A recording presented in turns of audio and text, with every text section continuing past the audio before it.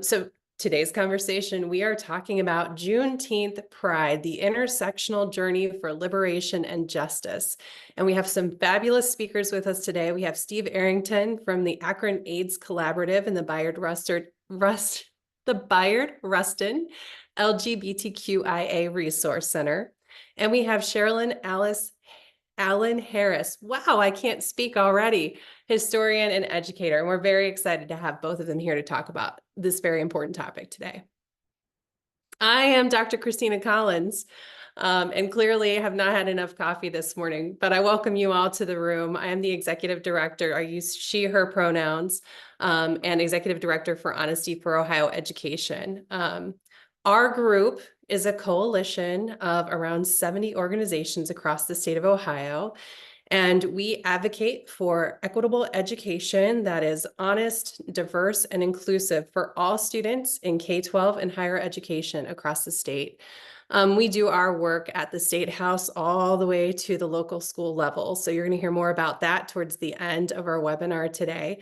And we provide a ton of resources, especially around policy that's happening at the State House.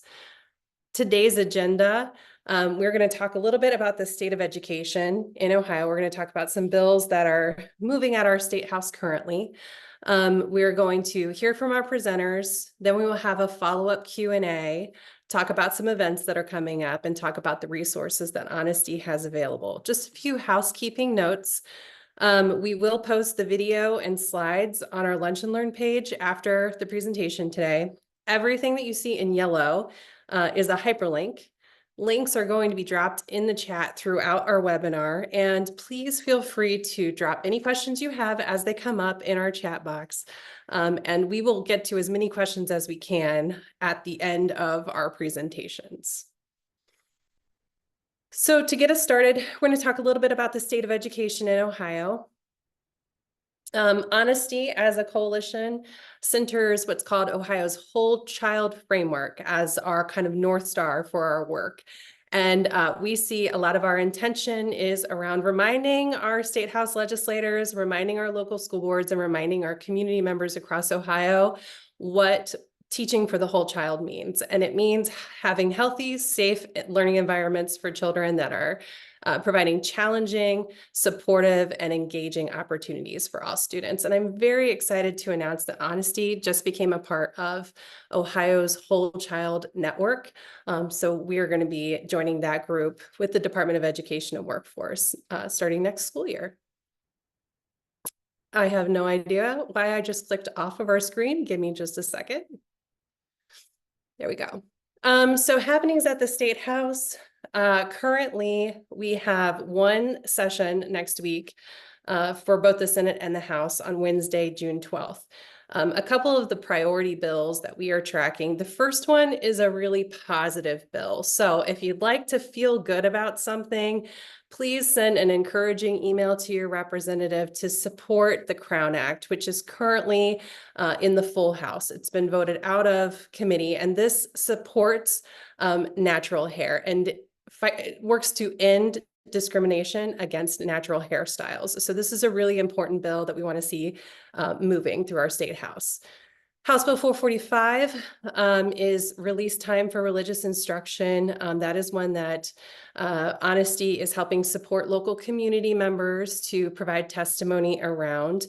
There are a lot of concerns about this bill, a lot of concerns about safety of students when they leave school, a lot of concerns about being off task during the school day, concerns about discriminatory practices that are implemented during this time when students are off campus.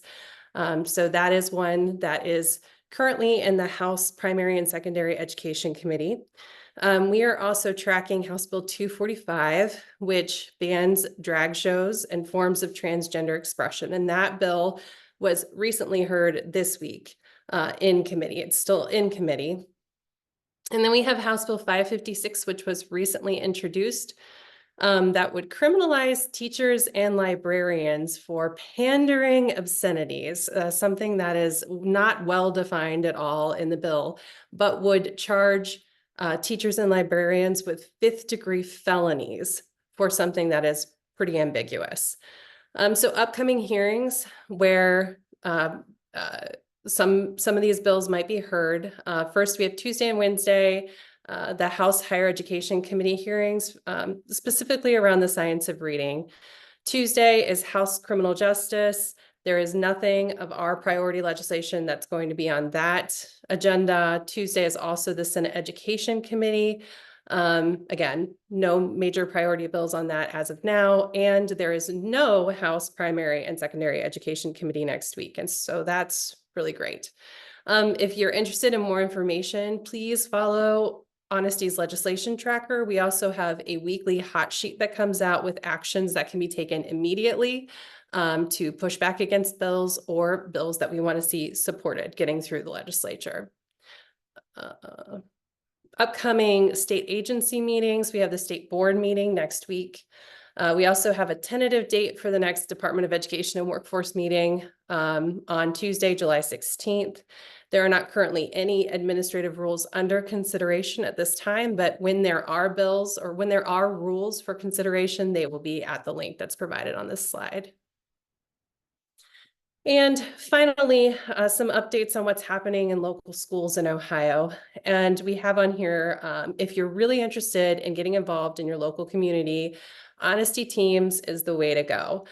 So our Teams network supports local community members in understanding how to have a voice at their local school board meetings, to engage in these exact kinds of conversations. So the state has recently passed a bill that requires schools to have policies for cell phone usage. There's been a model policy that came out of the Department of Education and Workforce to help with that. Columbus City Schools continues to have some conflict happening. If you've been following the issues around their task force, and a particular board member who created a communications plan that really actively created barriers for the community to engage in that plan. We've seen, unfortunately, a lot of cuts happening recently in schools tied to this last item, which is this ESSER funding cliffs, where this federal money that schools have had to come through the COVID crisis is falling off. And so we're seeing a lot of cuts happening as a result of that funding being lost. So Akron Public Schools recently cut nearly 300 jobs. We're also seeing school districts across the state that are closing buildings in their campuses. And on a positive note, Toledo Public Schools recently passed a resolution opposing schools sharing students' pronouns with family. So this is in response to a lot of the parents' rights kinds of conversations where schools are being asked to tell parents to out students to their parents. Oh, okay. So with all of that, moving into today's topic, which is Juneteenth Pride and the intersectional journey for liberation and justice. So I am very excited today to introduce Steve Arrington. Steve is the founder and executive director of the Akron AIDS Collaborative and the Bayard Rustin LGBTQIA Resource Center, and serves on the Akron NAACP LGBTQ+ committee. He is a longtime community leader and servant around HIV awareness and testing in the Black community, and mobilizing Black churches around HIV, AIDS, provides alcohol and drug counseling to individuals at the Ujima Safe House Project, coordinated annual Thanksgiving food baskets and dinners for the Akron community, and organized the Akron Brother Circle program, assisting in the regional development of the People of Color Consortium, which includes chapters in Michigan, Indiana, Illinois, Tennessee, and Ohio, to name a few. Mr. Arrington, we are very excited to have you here today. Thank you for being with us.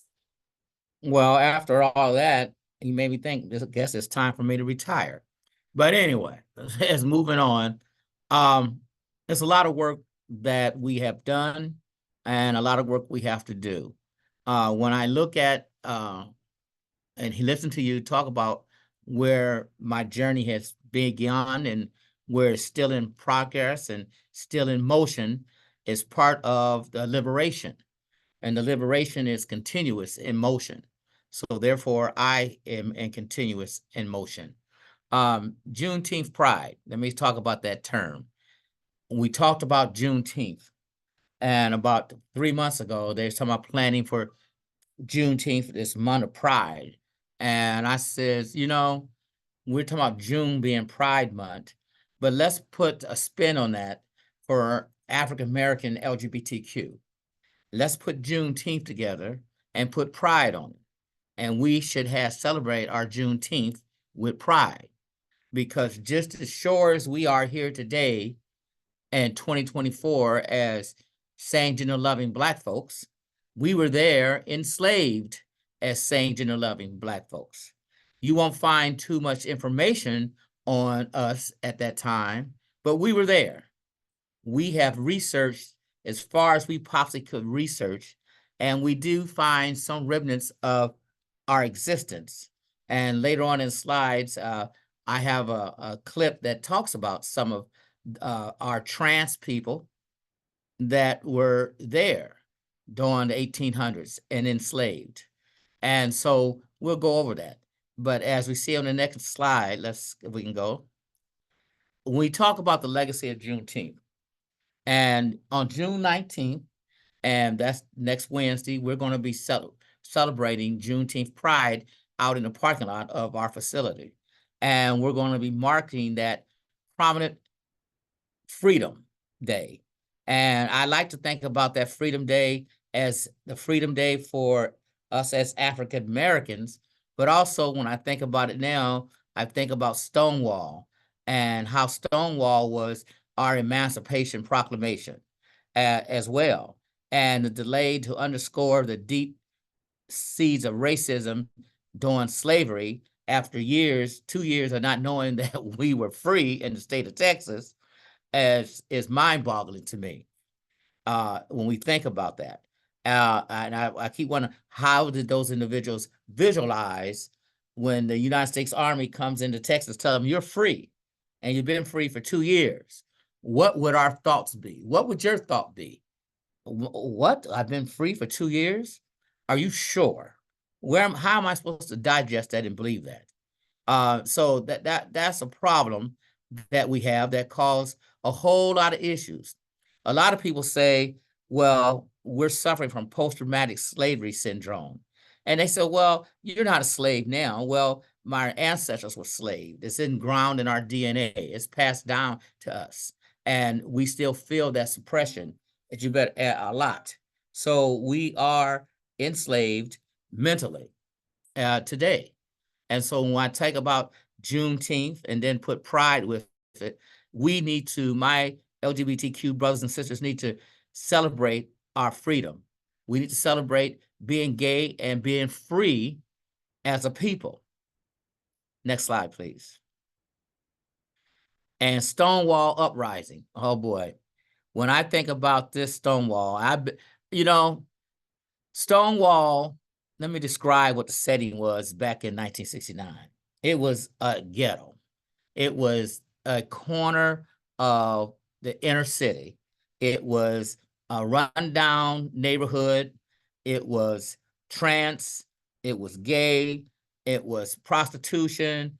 It was little urban stores on the corner and clubs that was getting raided by the police department because the police department did not want gay people to be involved in it. And as I do this presentation now, you go to Stonewall today, it's a high rent district. It's a high rent district. People of color is no longer there unless they got a high-end income. And it has been regentrified as a white gay element. And so we are not there. History has been rewritten to identify Stonewall as a savior project that was headed by the white gay community. So our history is not prevalent in Stonewall at all. So when I think about those times and what it used to look like to what it is today, we have to let our freedom and our trails be free.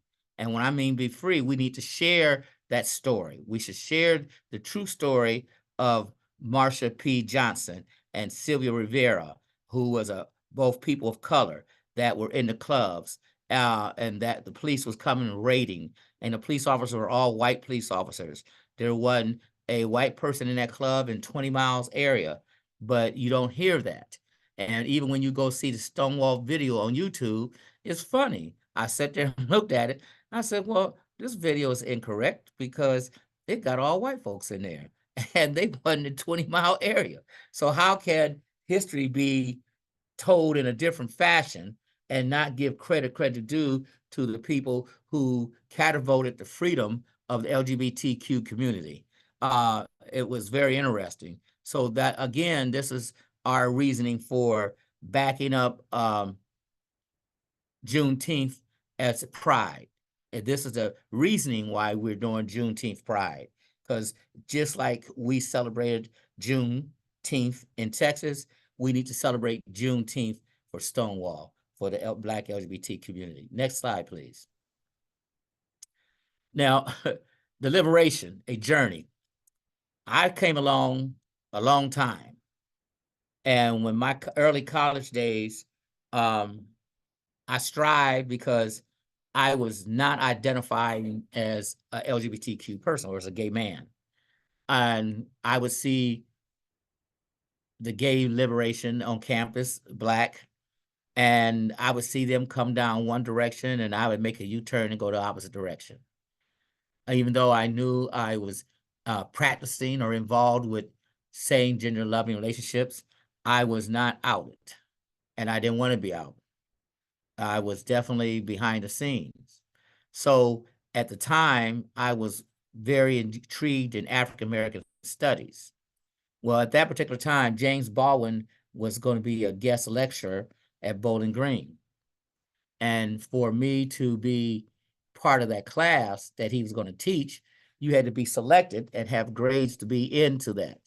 Well, when he came to Bowling Green, I was one of the students that got to take his class. I think when I saw him, it was obvious to me that this is a Black gay man that's academia. It was so obvious. As I would see him walk across campus, as I was setting his class, my shame about who I was somehow just melted away. I was able to identify my future and my pride with a stout man in James Baldwin as I saw him on campus. And I realized that I didn't have any figures like that at the time in my life. Where were they at? Who was I supposed to stand with and identify with as a Black gay man? And to be a powerful guide with? Who was going to be my guide? So once I got that, I started reading books about other people. I read all the Bayard Rustin books, and I saw his strives, and he never really had any heartfelt feelings or verbalized about his sexual orientation, even though he stood for who he was. I was able to identify with him a lot. And so the legacy, my life experiences were really in tune with Bayard Rustin.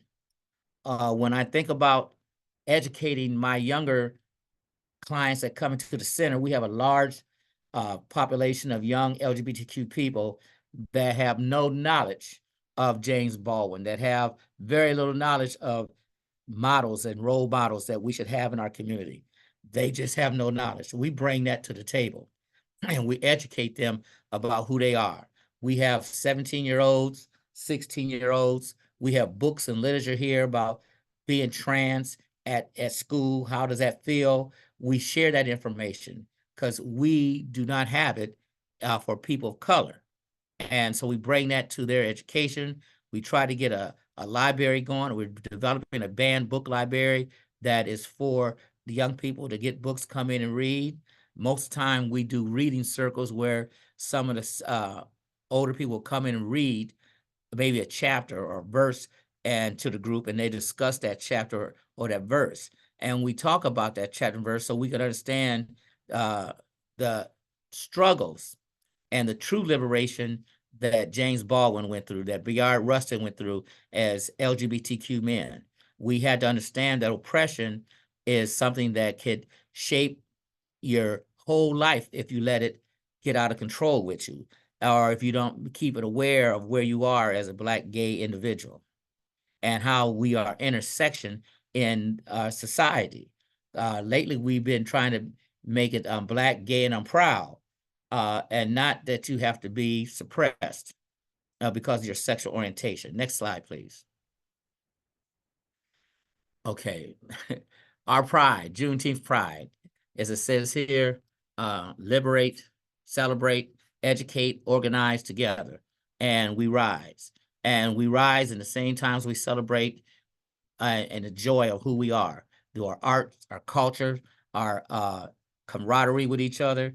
This year on the 27th of June, we're taking Black Pride. We have charter buses that are going to Cedar Point. We were able to raise funds to cover all expenses. And when I say all expenses, charter buses, admission to the park, pay for all day meal passes where you have a bracelet on and your meals is continued all day. We're taking 100 people onto these buses, 50 people on each bus. And so it's going to be Black Pride at Cedar Point.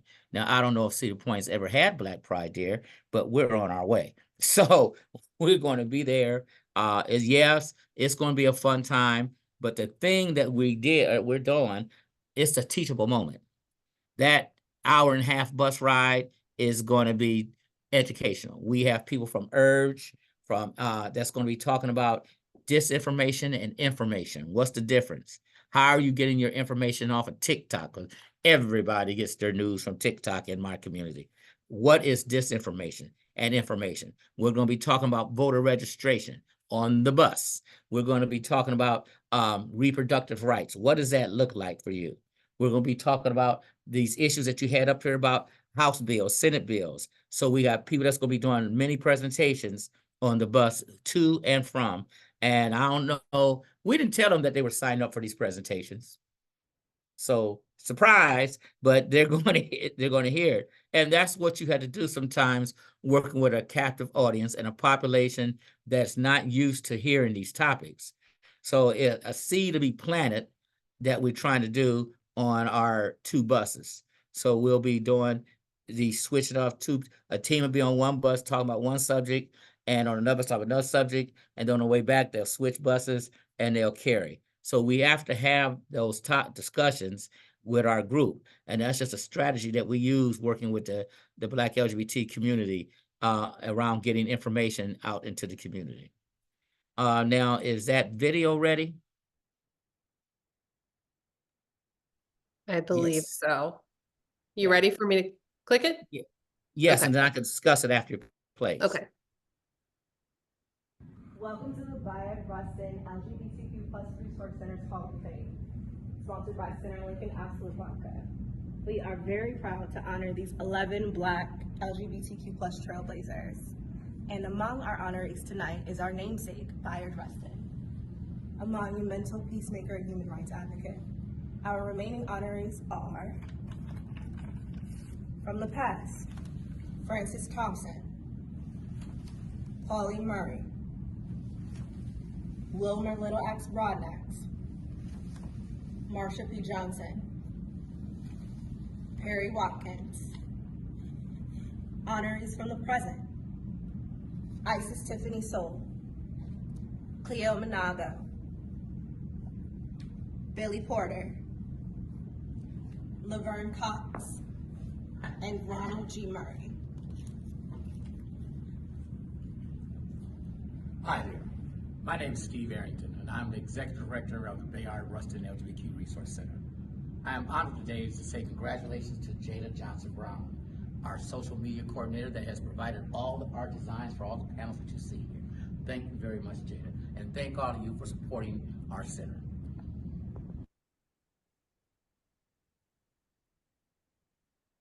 Okay, Let me move as you see, to get okay. it to the next Bayard slide. Rustin LGBTQ.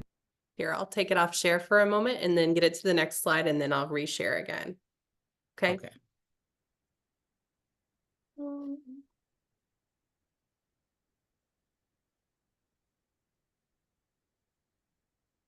Made. If you'd like to, I have to find the slide. I apologize. Here we go. Okay. And there we are. Are we back? Are we on the slide? Yes, yes. Perfect. There we go. All right, got you. As you saw in those videos, we have that road show that we take around to, it's going to be for the month of June. It's going to be in the old Casey building, downtown Akron. It's going to be displayed in the lobby.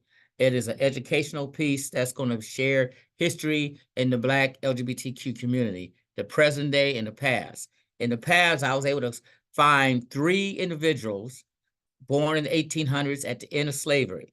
One was a trans man who was a master in the rodeo. The trans man was run by all white plantation owners to work with their cattle. And she was awesome. The second one was also a person that was unique. It was a trans man, and he was one of my famous, Wilbur. Wilbur was a national gospel singer, went around the United States singing for years.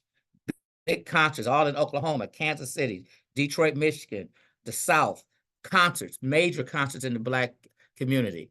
Well, when Wilbur died, the Black gospel and the Black Koji church community were shocked to find out that Wilbur was a female. So now, that was early in the late 1901, 1902. At that time, to be trans was devastating. They never heard of that. To be gay was devastating, but to be trans, how can he deceive the Lord like that and go around and sing in gospel in the name of the Lord? They banned his music. The churches stopped singing his music because they felt like he was deceiving them. Now, that was in 1901. And so we honored Wilbert for ice breaking. He broke the ceiling to be a first trans Black person that had lived a normal life until he died. And we have those. We don't have too many of them, but we have those people. And so in our 12 little individuals, we got funded by Absolute Vodka and Pride Month to put this show on. And that was in conjunction with Centerlink, which is a national organization that promotes LGBTQ community centers. And so that show is moving around Akron, and it's going to be, we're trying to get it in schools. We want to put it in Bookto school. They said no. So anyway, we're trying to get it in schools. It should be in schools. It should be part of education, and it might be able to stop some of the bullying that we hear about. They need to be aware. They need to be educated. And we thought this would be a tool to do that. Firestone is in dialogue with us. They're kind of open to the idea. Just display it for 2 days to educate who these people are. So a lot of young people think that they're LGBTQ or they're gay because it just popped up in the 1950s. They have no knowledge of that. It's history. It's been back for years. Now you see the posters here. This is our Juneteenth Pride poster for the 19th. Let me explain what it means by a big gay road trip kickoff. We are in compliance with the big gay road trip kickoff. The big gay road trip for June Pride is going to start here in Ohio. They're going to leave here on the 19th, headed to California, and they'll end in San Diego, California. And they're going to stop in Detroit. They're going to go to Chicago. They're going to go to Kansas City, some other cities, and in the month of June, and promote a live broadcast from each city. So the kickoff is here. It'll be a live broadcast for those cities, talking about our program and what we're doing as far as Juneteenth Pride. That's what we're doing here, and hope to see everybody here. Come and join us. And thank you. Thank you. It was so exciting listening to you talk. I love how you said you don't know if Cleveland or if Cedar Point has ever had Black Pride, but you're coming. And I love that. I love that. It's exciting. Our next speaker is Sherlynn Allen Harris. She is a historian, educator, and author who was most recently an adjunct history professor at Cuyahoga Community College at the Metro campus. Her specialties are African and African American history, as well as African American women's history. Previously, she taught history, political science, and street law for more than 20 years in the Cleveland Metropolitan School District. Street law, that is such a cool class. Professor Alan Harris is the immediate past interim president of the African American Archives Auxiliary of the Western Reserve Historical Society. She is a published author of a book of historical fiction entitled Under the Same Moon. Professor Alan Harris earned her undergraduate and graduate degrees at Cleveland State University. And I'm going to stop sharing screen for a moment so we can see Sherlynn. Welcome, Sherlynn. Thank you. I'm glad to be here. So glad to be here. And like I said, I'm honored to be here and looking forward to this interaction and just, talking about Juneteenth, because a lot of times we think of things in history, and I'm not criticizing anyone about how we not minimalize, but we just make things just in small chunks so people can kind of understand it and they understand it in their own way. But usually there's just a little more to it. And that's the same thing with Juneteenth. There's a little more to it. So I'm looking forward to going into that. I think that's it. Wonderful. Would you like me to share your video? Just one second. And I meant to put a she, her. I forgot to do that on there. So my pronouns, she, her. And I wanted to say to Steve, thank you for what you're doing. Wonderful, wonderful. And it is so needed. And, some of the things that we don't think about because we may be a marginalized group. And then, we don't often think about that some other marginalized group who may have the same oppression will marginalize the group that they're being oppressed under, that they're being oppressed by, I'm not saying the right word, but I'm just saying, for example, what you said about the gentrification now of Stonewall, and now kind of erasing that history. That's something that I hadn't thought about, and I'd like to delve into that a little more when I'm teaching that, the gentrification. So people, and the same thing with women's suffrage, we have women who had the same oppression, but they still were not allies to other women that were of a different culture from them, something like that. So I think that was so important. I certainly would, wondering if there's anything online having to do with, sorry about this, that I could access the information, Hall of Fame information without physically going. Yes, there are. Our website has a whole site about the Hall of Fame and the research that's we're continually researching, trying to dig up. It's not a lot. We were not documented. Even though we've been around hundreds of years from the day we got off the boat, we have been involved with same gender loving relationships. But okay, so it has not been documented. Okay. Thank you. I will look for that. So you can do the video now.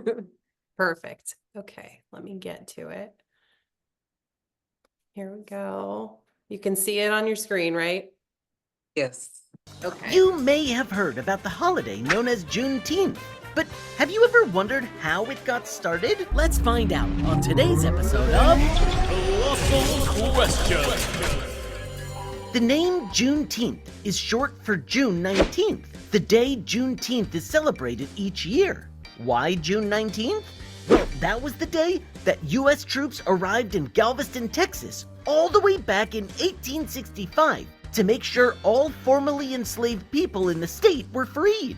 This was a full 2 months after the Civil War ended and 2.5 years after the Emancipation Proclamation was signed. This executive order was issued by President Lincoln on January 1st, 1863. It stated that all enslaved people in Confederate states that were rebelling against the United States, quote, shall be then, thenceforward, and forever free. This freed all slaves across the country, on paper at least. In reality, the Emancipation Proclamation didn't free anyone right away. It applied to places under Confederate control, which meant that, in practice, the law was only enforced once Union soldiers took control of Confederate territory. The problem was, nothing had changed in a far-flung state like Texas, which stayed on the outskirts of the Civil War. No major battles were fought in the Lone Star State, so there were no Union troops to impose the new law.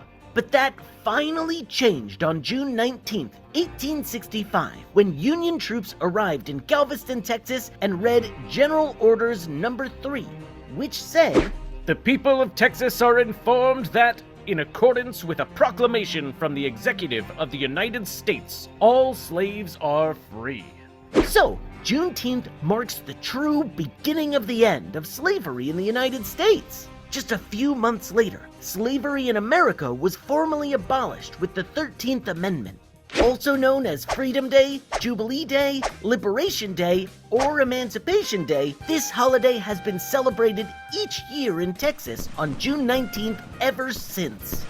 Over the years, the Juneteenth tradition has spread all around the country, and in 1980, Texas was the first state to make it an official state holiday. By 2006, 14 more states had recognized it, and just 2 years later, almost half of the 50 states observed Juneteenth. By 2019, 47 states and Washington, D.C. has recognized Juneteenth, everywhere but North Dakota, South Dakota, and Hawaii. As of 2021, it's not yet recognized as a national holiday. But with more and more people starting to celebrate the holiday each and every year, it's only a matter of time before that changes for good and Juneteenth is here to stay.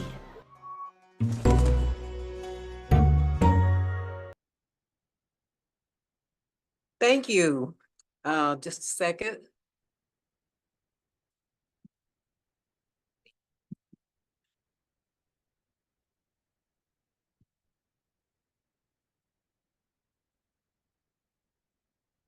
Yeah. Oh, I'm hitting my screen. I'm glad I'm not the only one today. Okay, You are on, we see you. I'm on now. Okay, I'm You may sorry have about heard that. I had my screen known as different. Juneteenth, but Sorry, apologies. There we go. Okay. All right. Thank you for that. And now I know that was it was for kids. But that was one of had the most, how can I say, accurate information about Juneteenth, because as he noted that that the Emancipation Proclamation freed people on paper. And so, this is what I want to say in particular. I know that in some traditions in the African-American communities in their churches, particularly, the Christian Baptist and probably Pentecostal and some others, they really celebrate Juneteenth, not Juneteenth, but they celebrate the signing of the Emancipation Proclamation, or the so-called enforcement of it, as of January 1st, 1863. And so in their churches, then they have these celebrations in the church, and they call it Watch Night. And Watch Night means that, the people were waiting to get the word that all were free, as if, January 1st, 1863, the trumpet sounded and everyone was free. And many people didn't know that African Americans really were not free until after the end of the Civil War. And the proclamation, I'm not taking anything away from it, because it's one of the first really pushbacks in that way, with an executive order against slavery. But it did not include people who were enslaved in the border states of Delaware and Maryland and Virginia, West Virginia, and like that. So those people were still enslaved. So it wasn't that big jubilee. And also the fact that the Confederate states had seceded from the Union, and they weren't necessarily saying, to them, that executive order didn't mean anything to them, really. But what it did do was let the those who were willing, those that enslaved that were willing, it allowed them to be able to take refuge behind Union lines if they wished to do it. So they could do that. But other than that, because the Confederacy had its own constitution, its own military, its own monetary system and all that, they did not feel obligated to listen to anything from the Union states. And so therefore, the people in Texas, they would not have really been free for 2 years. They just would not. And for the most part, because they weren't paying attention to that. Plus they had to get on horseback and trot down there and let them know about the Emancipation Proclamation to say, see, actually you had been free, but were you really free? Because those in the other states that were not in rebellion were not free. And those who were in the North, there was one district in Louisiana that was under Union control. So it didn't pertain to them either. So, excuse me.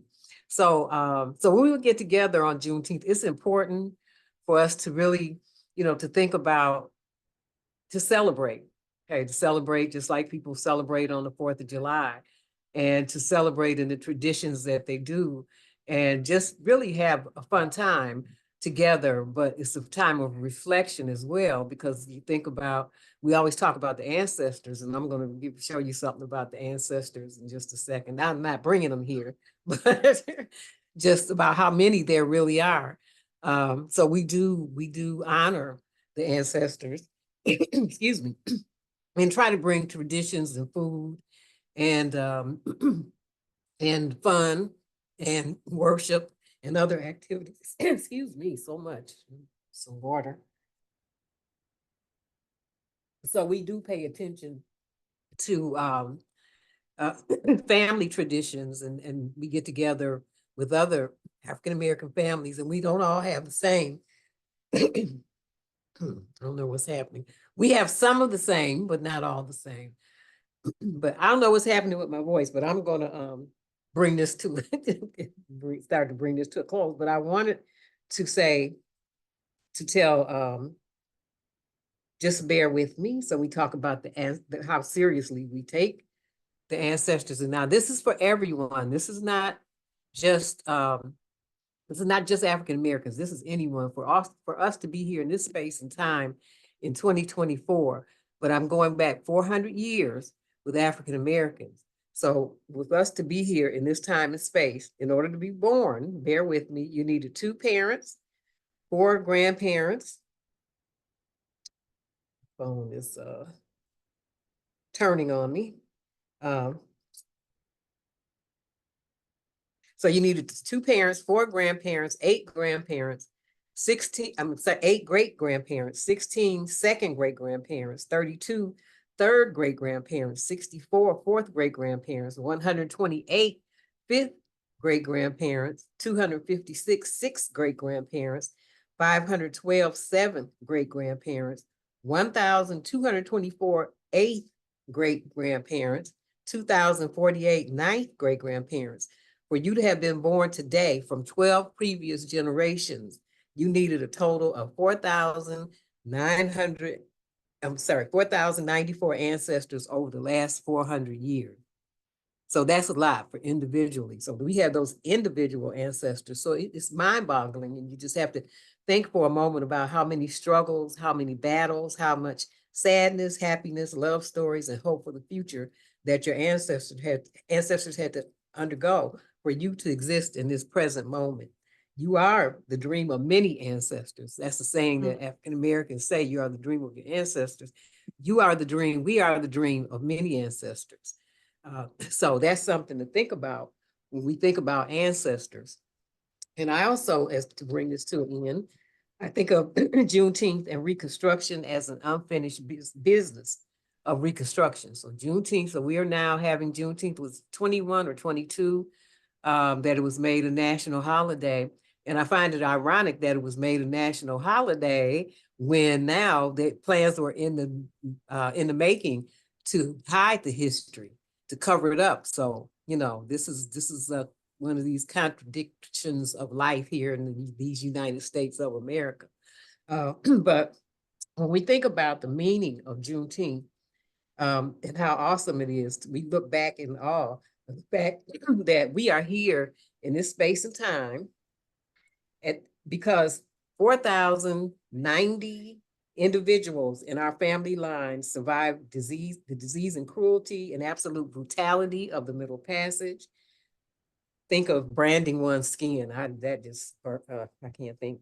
But think of standing nude on an auction block, attempted dehumanization, 246 years of human trafficking and forced unpaid labor, rape and human rights abuses, another 100+ years of American apartheid in the form of Jim Crow laws, lynch mobs, denial of education and good paying jobs, and the inability to pass on intergenerational wealth in a normal way, and on and on. But we are still here. And as Maya Angelou said, we rise, because so many paid the cost for us. We don't have the right to think of giving up.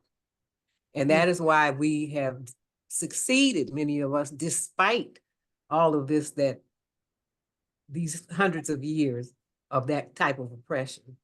And so that's my that's my presentation on that. And again, Teach Truth. Our Teach Truth rally here in Cleveland is tomorrow. Oh, I'm sorry. Do you have with Cynthia? Cynthia, do you have? Well, let's talk about this one first. We'll talk about what we're doing. This is part of the end of the day celebration of that's going to be at the Third Space Reading Lab. Well, it's Action Lab, they call it. But we're having none other than Joan Trumpauer Mulholland, and she's one of the few remaining SNCC students, people that were in the sit-ins, in the freedom rides, on buses that were burned. She was in prison for about 3 months.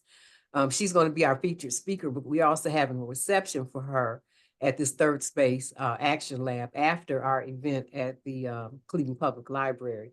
So our event at the Cleveland Public Library is going to be on tomorrow, Saturday, from 11 until 2 o'clock in the afternoon. She's going to be a speaker. We're going to have people we're going to have at least one author whose books have been banned, and we'll be distributing banned books. And we are the Cleveland NAACP. We're doing this in conjunction with the Zen Educational Project. And, all are invited.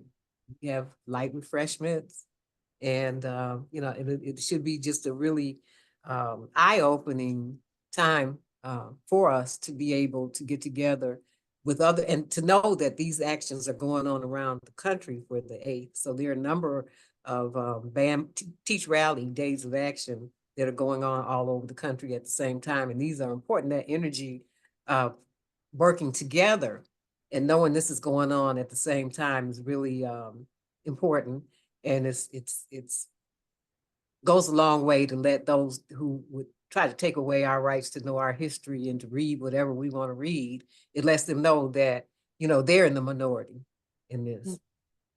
So I thank you. Thank you. Thank you so much. I'm going to stop sharing my screen for a moment, and we have just a little bit of time for a couple of questions. I want to thank you both again.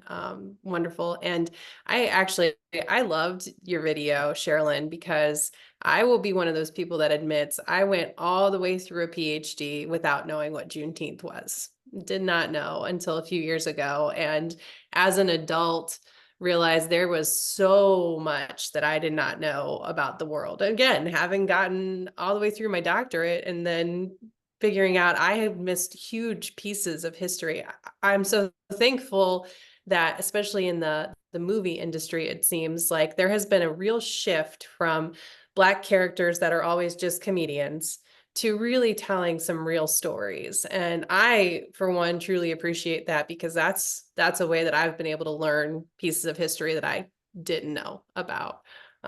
So along those lines, Sherlynn, I have a question for you to get us started. And again, we may only have time here for a question each.